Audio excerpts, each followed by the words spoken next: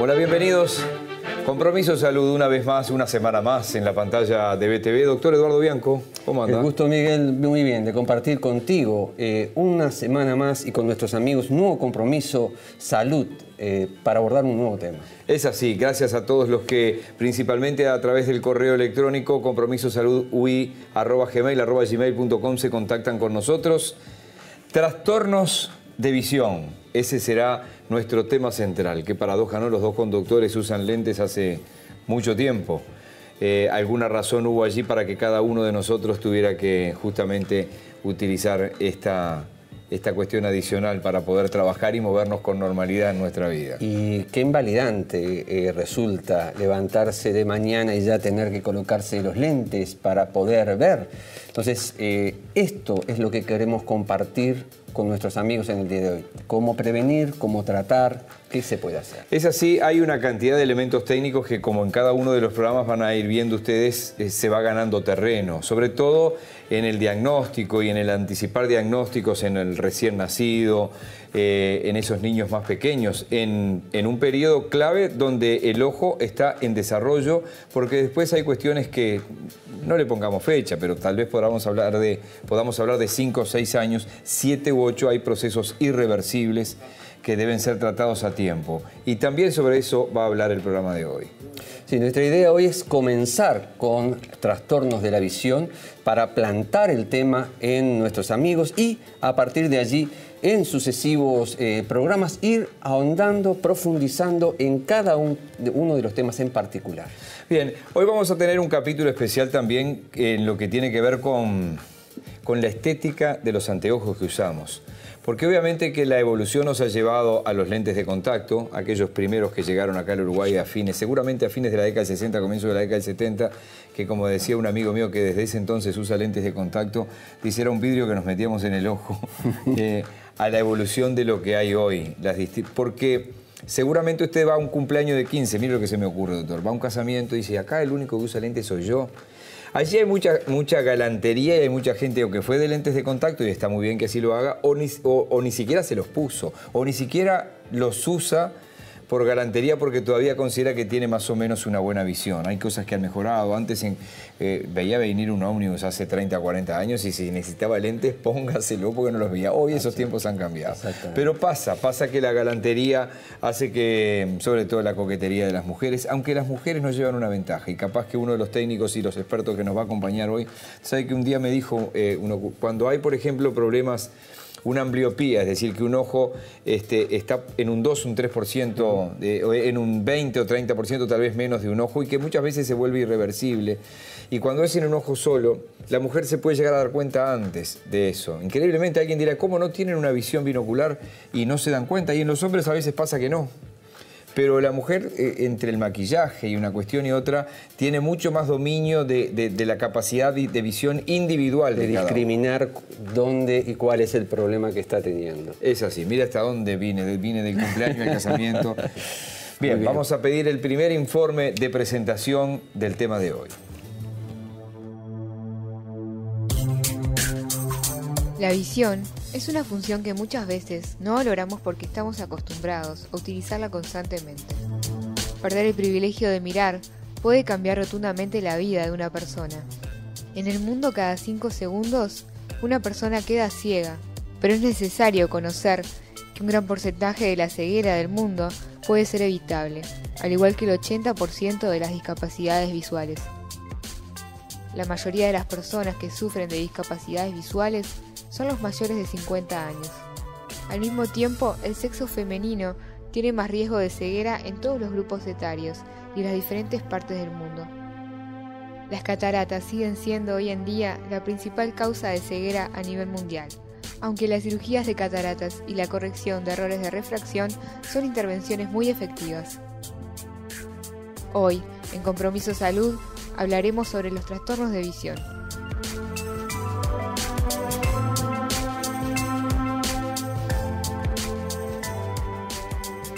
Tras este primer informe les quiero dar las vías de comunicación. Nuestro Twitter es @saludcompromiso, nuestro correo electrónico es compromisosaludui@gmail.com.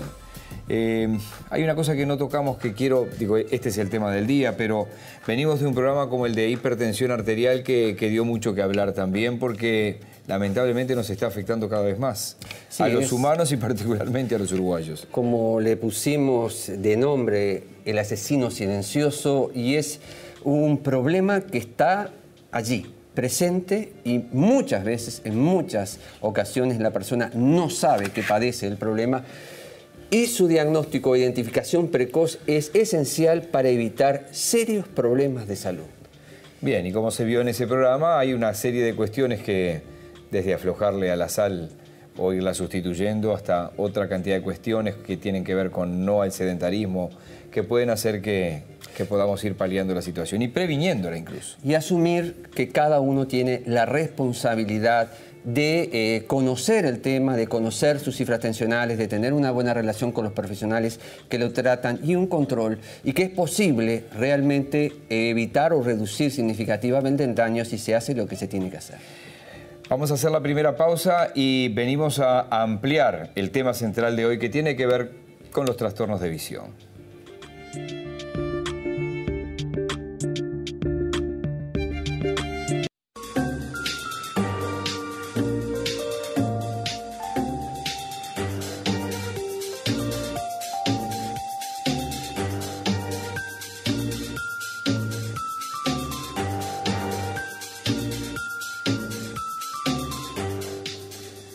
Estamos de regreso y quiero recordarles que Gremca es la salud a tu alcance. Afiliate a Gremca, línea gratuita 0800 81 89. Hoy nuestro tema central tiene que ver con los problemas de visión y todo lo que tiene que ver con este tema en desarrollo a partir de ahora, doctor. Muy bien, Miguel. Comencemos. Bueno, los trastornos de la visión, como tratan de mostrar estas imágenes, han estado presentes y van a estar a lo largo de nuestra historia. La visión es algo muy importante para los seres humanos porque es a través de los ojos que percibimos, recibimos información que de otra manera no podríamos recibir. La afectación, la alteración de la visión genera problemas en nuestra movilidad, en nuestra comunicación, en el cuidado personal. No nos encontramos adecuadamente, no sabemos si estamos prolijos o no, en nuestras destrezas sociales, en nuestro conocimiento y en la forma en que nos movemos en el mundo. ¿Cómo vemos? ¿Cómo es el mecanismo por el cual nosotros vemos los objetos que se nos enfrentan? Esto vamos a presentarlo a través del material audiovisual que le mostramos en el momento. La visión es un proceso complicado que requiere el funcionamiento conjunto de varios segmentos de los ojos y del cerebro. Al mirar a nuestro alrededor, los rayos de luz chocan y rebotan en los objetos que nos rodean. Los rayos de luz, que viajan normalmente en línea recta, penetran en el ojo y se desvían al pasar por la córnea. Este proceso de desviación se llama refracción. Después de la refracción, el iris y la pupila regulan la luz que finalmente penetra en el ojo. Los músculos del iris están constantemente ajustando la cantidad de luz a la que están expuestas las pupilas. La luz que pasa por las pupilas seguirá su camino a través de las lentes del ojo, muy parecidas a las lentes de una cámara.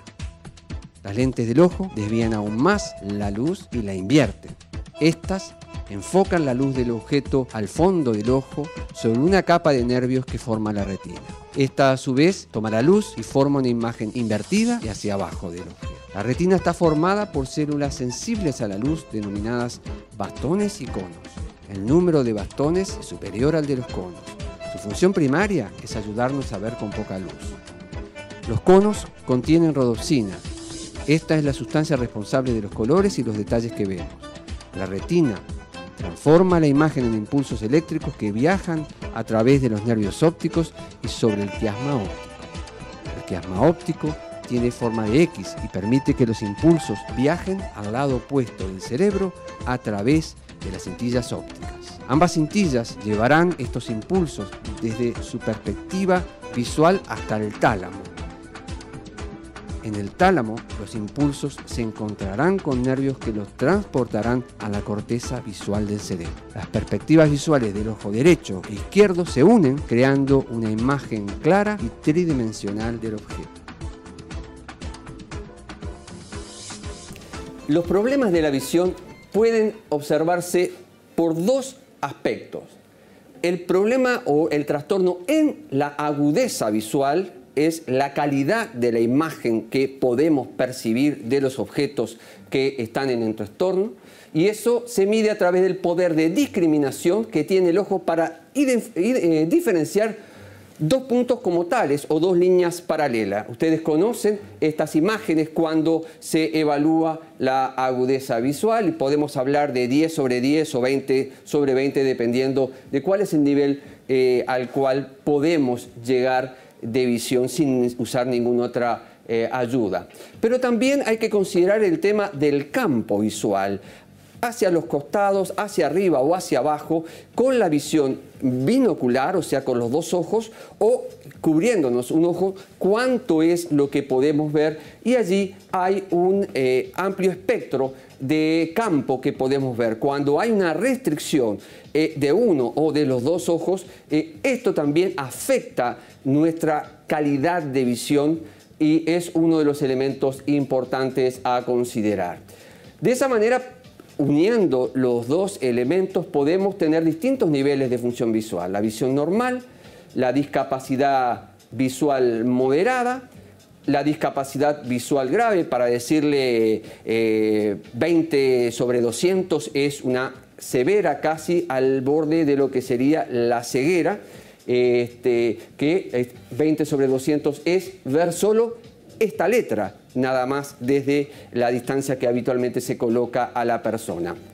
¿Y cuáles son las causas por las cuales ocurren los problemas de la visión que estamos analizando? Puede haber causas hereditarias, por ejemplo, el albinismo se acompaña de trastornos de la visión, la aniridia, o sea, la ausencia del iris provoca serios trastornos de la visión. También tenemos cataratas congénitas, glaucoma congénito y una entidad que se llama miopía degenerativa. Esto de causa hereditaria, pero la mayoría son de causa adquirida. Perdón, antes las congénitas, las vinculadas a el momento del nacimiento o en torno o vinculadas al embarazo y el parto. La rubiola y la toxoplasmosis son dos infecciones que pueden afectar al ser humano en ese momento el desarrollo y causar serios trastornos de la visión. Ahora sí, yendo directamente a las que son a posteriori del nacimiento, encontramos las que se podrían llamar accidentales, como la avitaminosis. La carencia de determinados tipos de vitaminas puede afectar la visión. Traumatismo en el lóbulo occipital, en la parte posterior de la cabeza, donde asienta la función visual, también puede provocar la catarata traumática, la catarata resultante de un traumatismo ocular, el desprendimiento de retina y enfermedades como la diabetes o la hidrocefalia, que es una alteración neurológica, pueden provocar alteraciones de la visión significativas. También hay otros tipos de causas que las englobamos en un área de virales, tóxicas y tumorales, que son diversas infecciones del sistema nervioso y del sistema circulatorio. La meningitis, rubiola y toxoplasmosis también en el adulto pueden causar daños en la visión. ¿Cuáles son las causas más importantes o frecuentes de los trastornos de visión a nivel mundial, según la Organización Mundial de la Salud? Son fundamentalmente la catarata, el glaucoma y la degeneración macular vinculada a la edad que vamos a mencionar a posteriori.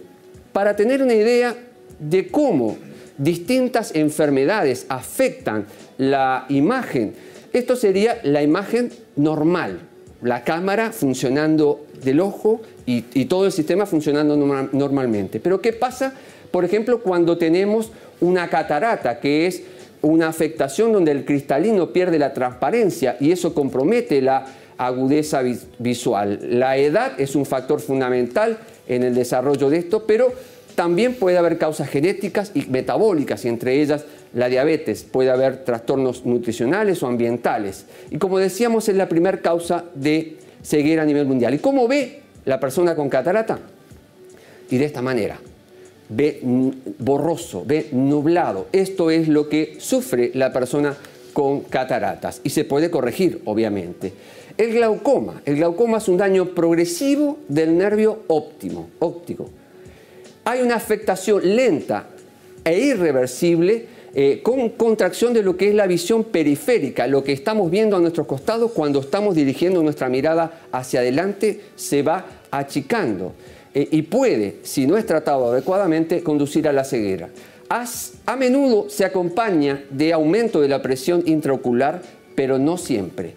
¿Cómo ve la persona con glaucoma? Tiene una visión tubular, pierde la periferia de la imagen que deberíamos percibir normalmente. Después tenemos la degeneración macular asociada a la edad, que también es un daño progresivo de la mácula, que es una pequeña zona de la retina responsable de la agudeza visual y que nos permite reconocer los rostros.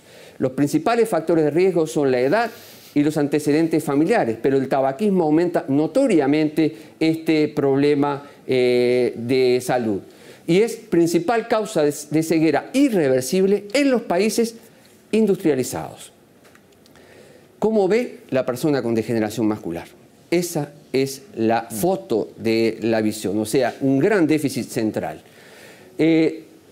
Otra afectación frecuente es la retinopatía diabética, que afecta a los vasos sanguíneos y genera problemas importantes si la diabetes no se controla adecuadamente. Esta es una imagen de otra enfermedad frecuente, que es el desprendimiento de retina. Se desprende la parte de la retina y hace un movimiento, y esto es lo que queda de visión para la persona. Y por último, enfermedades como la toxoplasmosis o la diabetes pueden generar este tipo de problemas. O sea, esto era en cierta medida lo que queríamos mostrarles a ustedes de trastornos de la visión para presentar el tema. Bien, muy claro, ¿no? Es decir, cuando usted iba mostrando cada una de las cosas, cómo se veían, ¿no? En fin, después vamos a avanzar, como decíamos, con un profesional que, como bien dijo el doctor, va a hablarnos de qué es lo reversible y qué es lo irreversible. ¿Y qué podemos hacer para...? Exactamente. Tenemos que hacer otra pausa, doctor, y vamos a seguir con el programa de hoy, que tiene que ver con los trastornos de visión.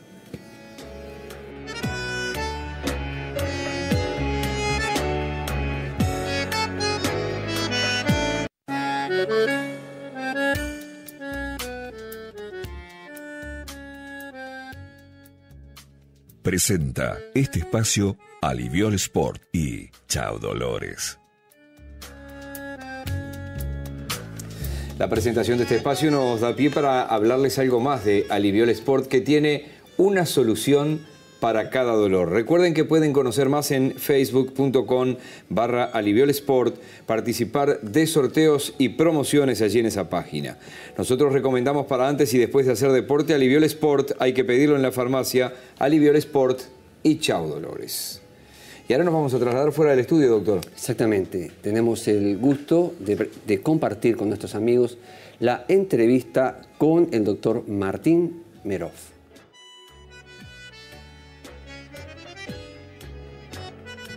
Hola amigos, estamos en este momento con el entrevistado del día de hoy, el doctor Martín Merov, que es el director de la Clínica Merov, y bueno, nos está recibiendo, realmente estamos muy contentos de que él nos reciba en su casa. Doctor Merov, muchas gracias por permitirnos estar con usted.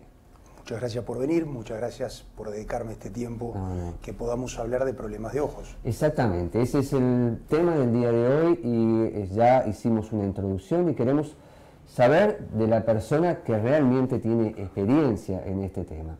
Entonces, nuestra primera pregunta es, en su práctica habitual, ¿cuáles son los motivos de consulta más frecuentes que tiene usted?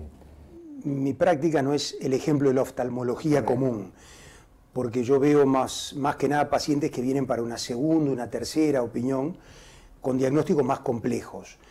Pero en general la consulta oftalmológica de la mayoría de los colegas, de la mayoría de los oftalmólogos, una de las consultas más frecuentes es por problemas de visión, de que la gente no ve bien.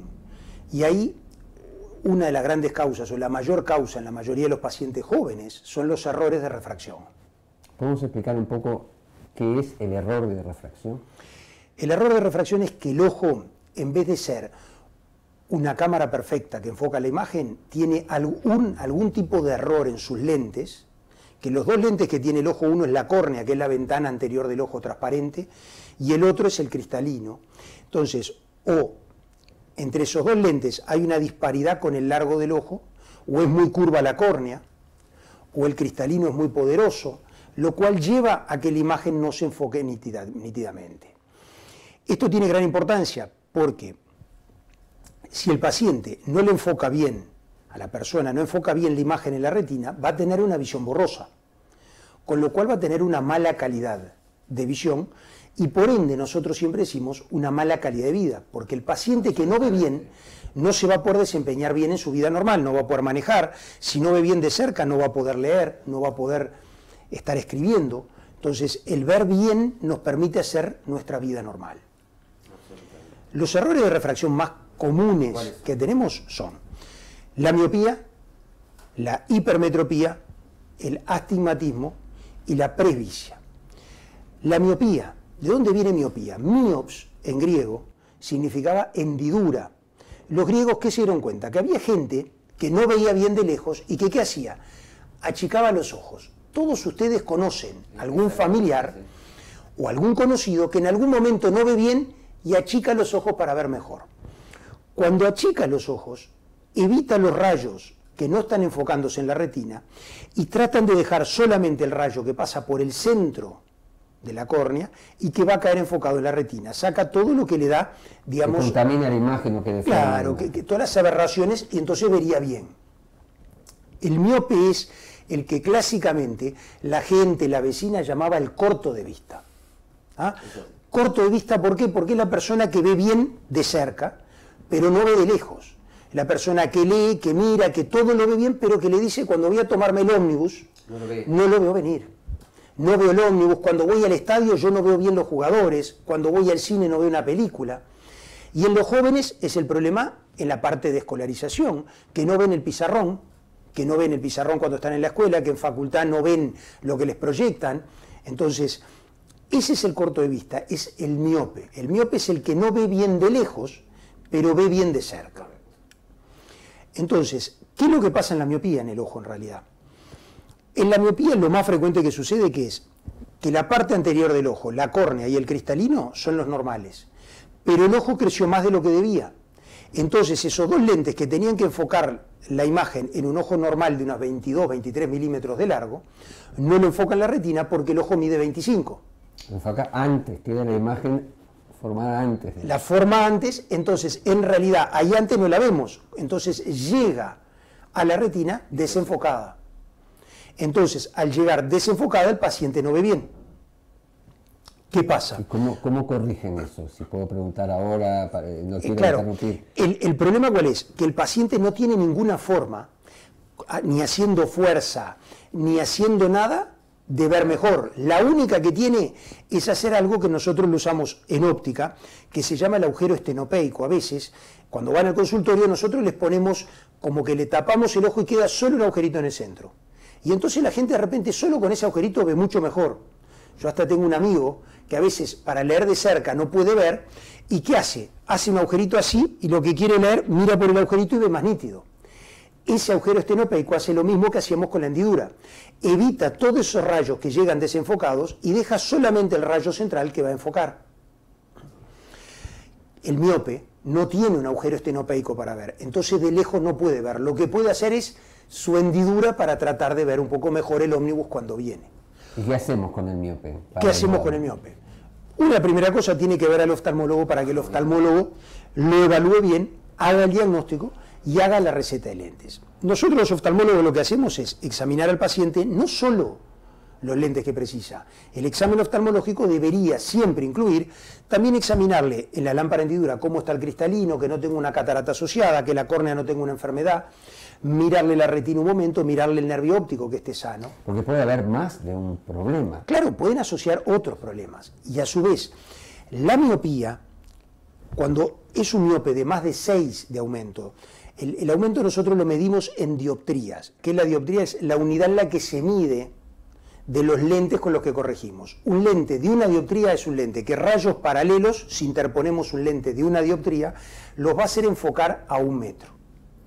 Entonces, los miopes se dividen por debajo de 6 o 7 dioptrías de miopía, es decir, que se corrigen con lente de 6-7 dioptrías. El ojo no es tan largo que tenga tanto riesgo la retina. Por encima de eso, encima de uno tener que hacerle lentes, tiene que controlarle la retina, porque la retina es más fina y tiene riesgo de hacer desprendimiento de retina el miope. Y hay que pensar que hay miopes que tienen 15, 18, 20, 25 y hasta 30 dioptrías de aumento.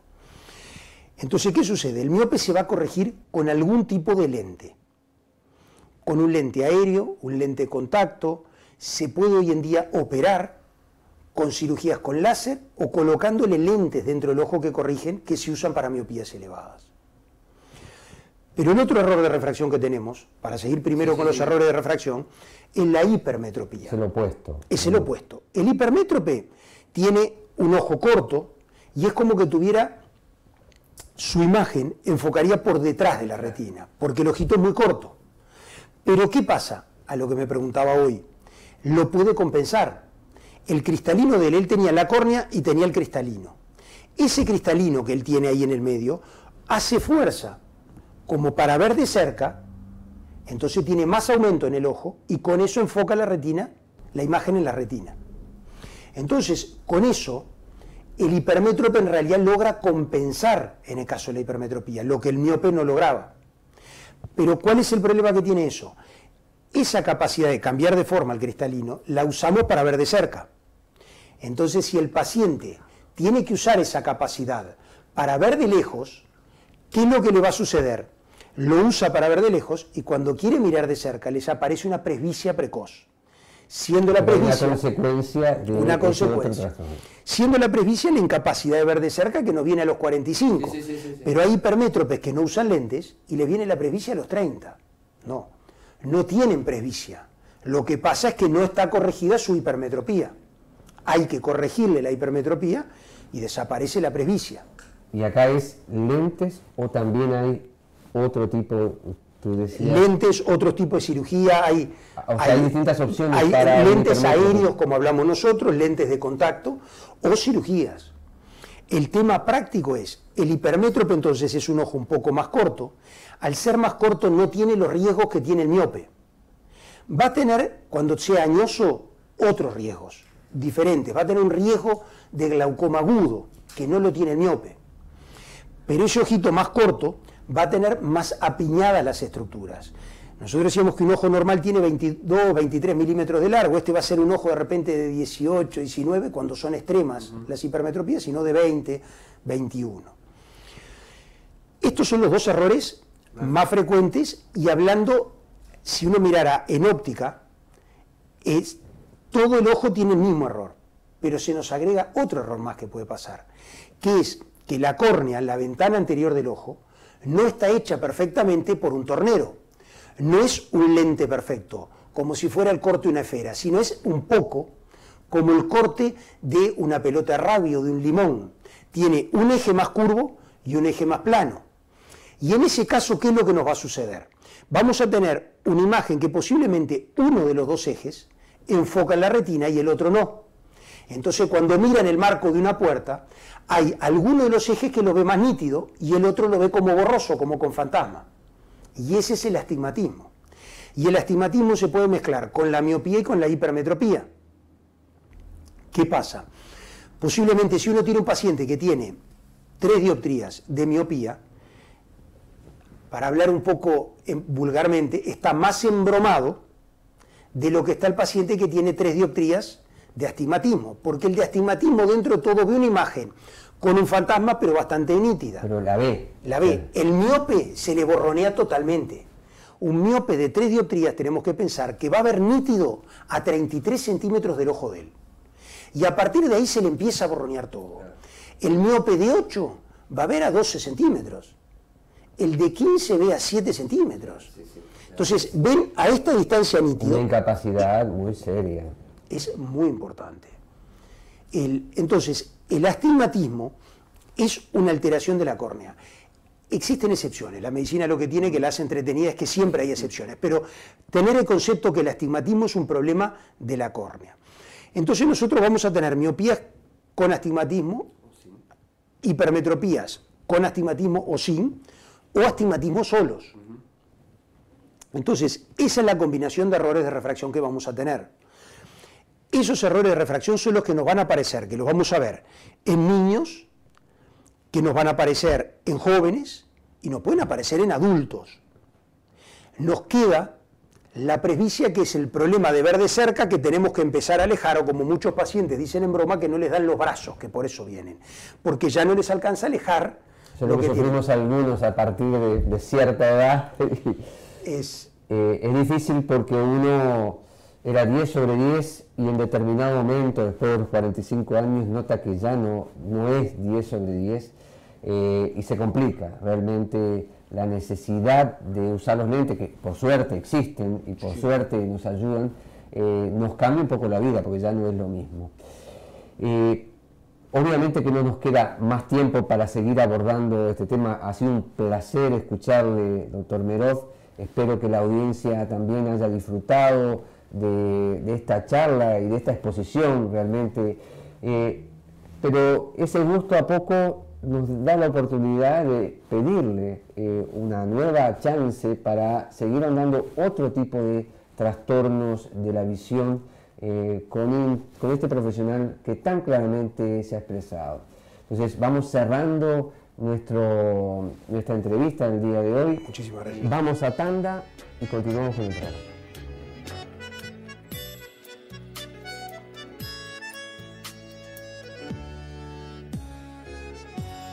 Presenta Óptica Ariel, 18 de julio 1385, frente a la Intendencia.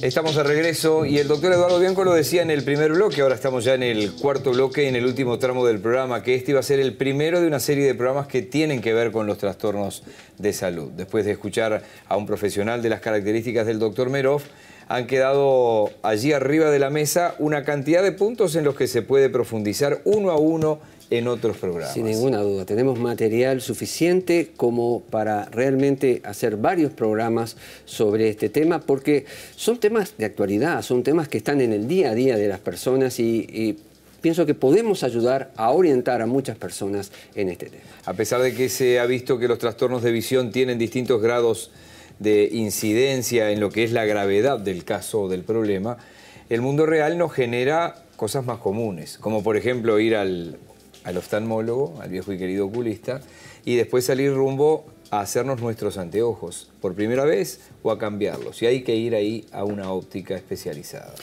Y por eso entonces fuimos a buscar a la directora de una óptica, a la señora Carla Monetti, que es la directora de Óptica Ariel, que se encuentra con nosotros hoy. Bienvenida, Carla, un gusto de tenerte aquí con nosotros. Y bueno, queremos que nos cuentes tu historia con respecto a este tema, cómo te involucraste y bueno, comenzar a, digamos, abordar qué es lo que hace en la óptica todo el grupo de personas que atiende a quienes tienen trastornos de visión. Óptica Ariel se fundó en 1940, es una óptica que está por tercera generación en la familia. O sea que hay toda una tradición con respecto a la atención dentro de la óptica de familias enteras de clientes que los hemos atendido desde siempre. Te ha tocado vivir, no solo nacer en la óptica prácticamente, sino ver una evolución importante en materia de tecnología. Las armazones se renuevan, hay modas que vuelven, pero lo que está dentro de las armazones que son los cristales, hay una evolución tecnológica muy grande, muy grande. Yo viví, yo hace 29 años que estoy en la óptica y he vivido quiebres muy importantes.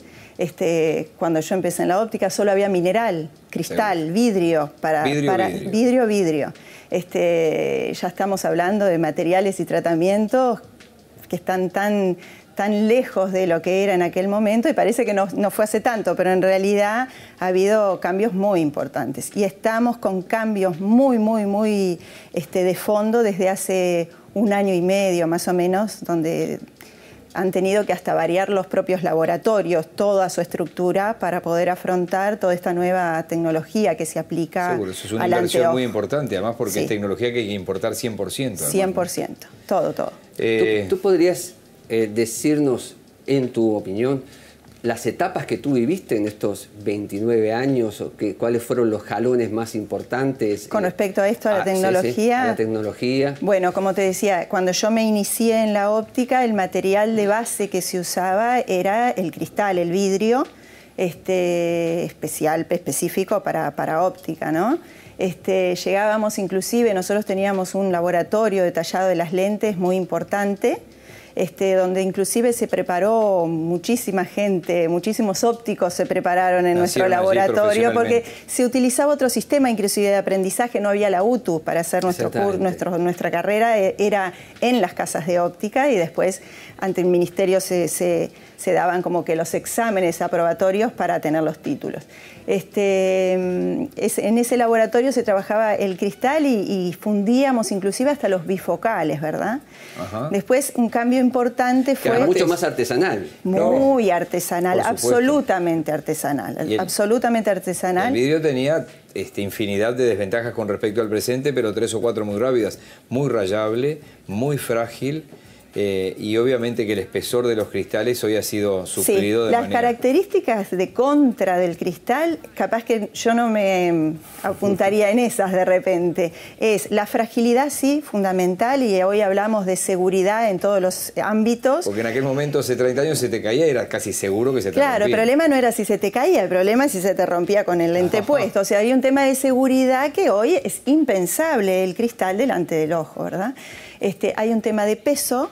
Los anteojos antes pesaban muchísimo y no tanto el que se rayaran, porque el vidrio es más duro en realidad, se quiebra con más facilidad, pero es más duro a la abrasión, no se raya con tanta facilidad. Sí genera muy buena calidad de visión, las condiciones ópticas del vidrio son muy buenas, pero bueno, tenía todas esas contras, entonces pasamos a lo que es el material orgánico, las resinas plásticas, que también han tenido durante todos estos años una evolución importantísima, ¿no? Por supuesto que siempre en la optimización de lo que es la calidad de visión que se logra con el lente. Y eso, bueno, eso también después ha tenido cambios muy importantes y bueno, hasta ahora, que como les decía, hace un año y medio aproximadamente, es el cambio más radical que se ha dado por cómo se tallan las lentes.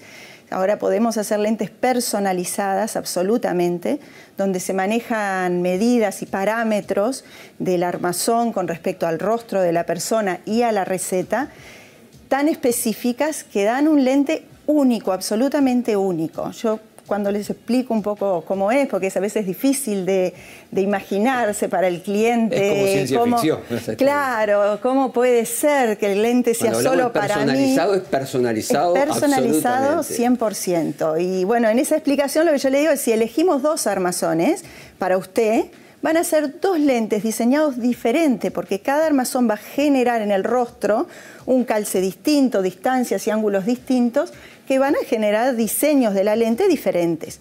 Entonces, claro, todo eso va dando una optimización en la calidad de visión, en los campos, en la amplitud de los campos, en la adaptación al lente, que es muy natural, es mucho mejor. Tú traes 2 puntos en este momento. Corregir el trastorno de la visión, pero también estética, o sea, siempre en nuestra área van de la mano. Y que puede llevar más tiempo quizá la parte estética que la parte técnica. Sí, la jugamos ahí a mitad y mitad, pero van muy de la mano, siempre, digo. Y hay un tema, es que a veces pensamos, como hablábamos hoy, el espesor de lo que eran los lentes antes y demás.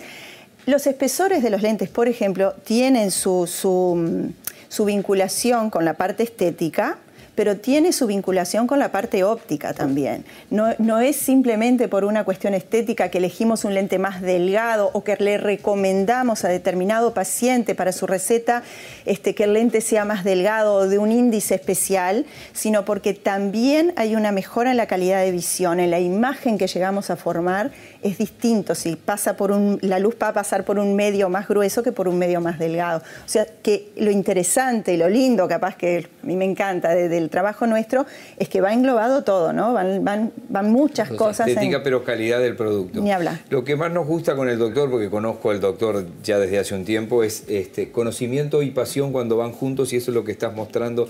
Así que muchas gracias. La evolución tecnológica también, aunque no va a ser el tema de hoy, pero seguramente te vamos a invitar a otros programas, se dio también con los lentes de contacto. Sí, ni hablar, ni hablar. Justo tuvimos esta semana este lanzamiento de un producto nuevo y es permanente lo que es el desarrollo, el avance y el estudio. Digo, estábamos lanzando el producto nuevo y ya nos estaban adelantando cuál es lo que está en estudio para el próximo lanzamiento. O sea, es permanente y han habido cambios y mejoras impresionantes. Se invierten billones de dólares en lo que es investigación y desarrollo. Avance, ¿no? Al igual que cualquier fármaco. Quiero decir una cosa que tiene mucho que ver con, por ejemplo, con el programa que yo hago también en BTV Uruguay, que es Poder Ciudadano. Y en esto las autoridades de salud pública y de la Intendencia Municipal han trabajado, pero nunca es suficiente. Nunca, mejor dicha, la frase "lo barato sale caro" cuando compramos un lente de 100 pesos en la calle o de 200 pesos. Es como cuando yo les digo que si en la feria consiguen, primero que está prohibido vender ravioles, en la feria no se pueden vender pastas frescas, pero si consigue un raviol al 100 a 50 pesos, la alfalfa puede ser el relleno. Digo, no sé qué es lo que tiene. Si usted consigue un lente que es una imitación de una marca internacional por 100, 200, incluso por hasta, después de decir una cifra exagerada para una feria por 500 pesos, se está destrozando la visión, y sobre todo si estamos hablando de niños, de adolescentes, pero sobre todo de niños y niños pequeños, que ahora está como de moda ponerles unos lentes de plástico. Es una atrocidad para los que tenemos hace muchas décadas los lentes. Se hacen procedimientos y acá no vale aquello. Hay mucha gente que dice, sí, yo compro en tal lado porque es más barato. Acá no, porque nunca, mejor dicho, que lo barato sale caro. Como decía, Salud Pública trabaja, hay ordenanzas y decretos a este respecto, es un delito flagrante, está prohibido vender este tipo de lentes de prescripción médica en la calle, en las ferias, pero bueno, siempre está la ley y el que intenta. Era un capítulo que no quería mostrárselo a ella. Ellos son comerciantes establecidos que pagan los impuestos, que generan trabajo y que generan su propia calidad de vida. Es decir, con la empresa es eso. Le vamos agradeciendo a Carla entonces la participación, pero invitándola desde ya a compartir con nosotros un nuevo programa de Compromiso Salud, porque tenemos mucho para hablar de los distintos enfoques y tipos de soluciones visuales. No entré en un tema que es clave a la hora de brindar una buena atención, y yo no me hago los lentes por ahora en Óptica Ariel, y lo quiero decir porque acá hay muchos de los directores de la empresa que mucho antes de que surgiera este programa, en algún momento me dijeron, ¿dónde vas? ¿Qué estás haciendo? Porque yo, sobre todo, nuestro director, Fernando González, que uno lo ve a veces con lentes, un tipo joven como él, que se pone lentes de determinadas características que nosotros ya no usamos, y más de una vez le pregunté, entonces él me dice, Óptica Ariel, tenés que ir allí, porque es muy importante que el cliente vuelva, no es venderle un par de lentes, a mí no es venderme un par de lentes, es que yo pueda volver siempre y que pueda traer a alguien más. Te agradecemos mucho. Muchísimas gracias. Y nos vamos a volver a reencontrar contigo muy pronto. Muchas gracias. Y yo quiero agradecerles a ustedes también, a usted, doctor Eduardo Bianco, que lo ha hecho muy bien, porque tiene una pequeña dolencia antes de empezar el programa. Son cosas que no se cuentan nunca, pero es un profesional de primer nivel. Así que muchísimas gracias, doctor. Gracias a ti. Gracias a ustedes. Hasta la semana que viene en nuestro Compromiso Salud.